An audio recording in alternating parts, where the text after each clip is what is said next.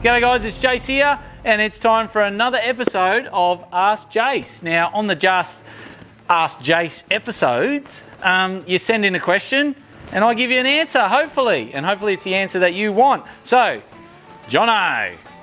How you going, Jono? Okay, Jono. I think it's Jono. Jono N.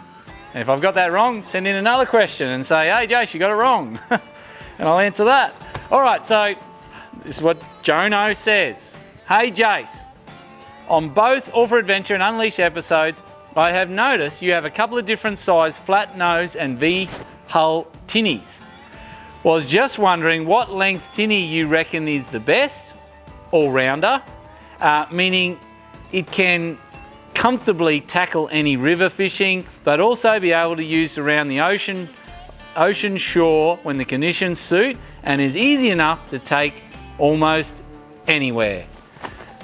Bloody good question there, Jono. That's a good question. Okay, so what we use, the best all-rounder has to be the 3.7 CJ Nomad. Why? Because one, it's light enough to put a little floor in it and a box that we put in it and chuck it upside down on the top of your car. It can handle the river conditions no problem. When you get out and you can go out through the river mouth and you go into offshore conditions, it can handle that as well. Proven that many times again. Traveled 40, 50 nautical miles by sea in a 3.7 CJ Nomad.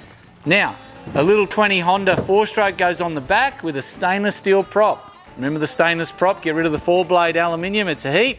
You want that stainless steel 3-blade, and it's an absolute perler of a package. It gets up and boogies, it's good on fuel, it's just exceptional, all right? So that's pretty cool for a rooftop setup, and they're the ones we use. Now, the punt that we use in Unleashed, that is a purpose. It is built for a purpose. It is flat, it is long, 4.1 meters long, and designed to take the quad bike. If you use it properly, it's good. If you do a Simon and flip it upside down and dump the quad bike in the bottom of the river, bad news, very bad, all bad. But we haven't done that since. There you go, Jono. Hopefully that answers your question. Okay, so we got Hamilton J. How you going, Hamilton? Hamilton J says, how do you legally drive your quads and ATVs around the country? Or do you only use them on private property? Cheers. Hamilton. Okay, Hamilton. We don't drive them around the country, trust me. I'm not allowed to drive them up the bitumen or down the dirt roads or anything like that. The ATVs and the quads have to be driven on private property and with the permission of the owner.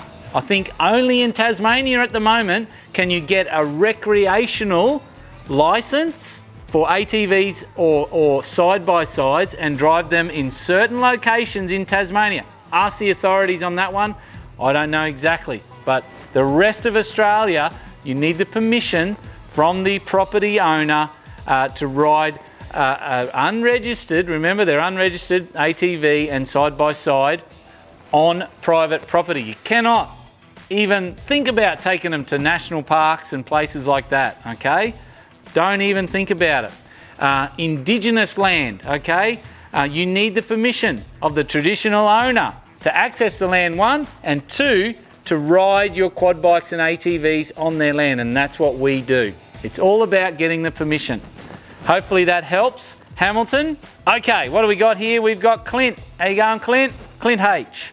Love the show. Thanks, mate.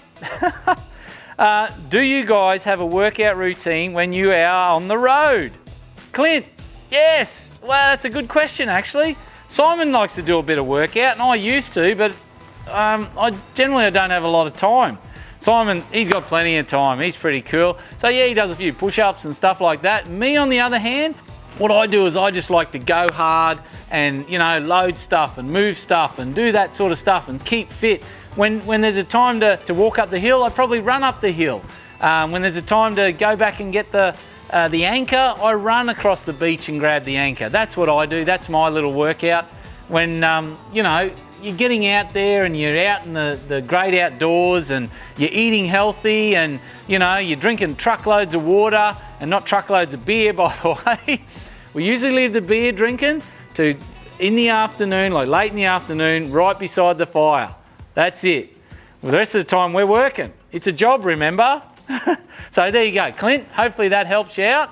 You know, a few push-ups, a couple of sit-ups, that's the go. Or a bit of this, that usually works out the arm.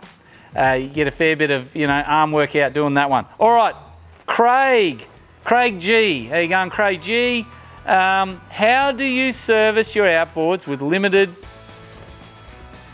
How do you service your outboards with limited to no water on trips? I'm not really sure what Craig means there. I think he means how do we service our outboards, or how do we flush our outboards with no water? Well, guess what? We don't do any servicing or anything like that out in the bush. We leave that till we get home.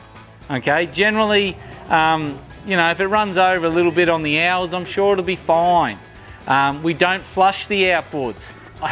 Yes, you're right, we don't have the water to do it, but the outboard, as long as when you get home you do it, no problem. Don't leave it for the next 6 months, and then it's gonna, corrosion's gonna set in.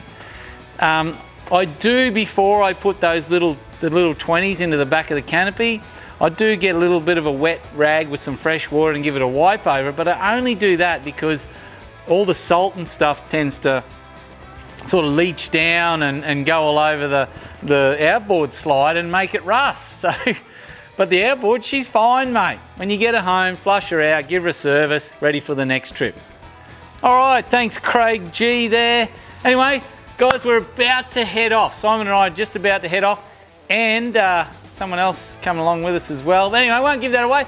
We're about to head off for season 10 of All for Adventure. That's 10 years in the game. And so next time you see us on Ask Jase, we'll be out in the bush I'll be out in the bush with Simon answering some questions.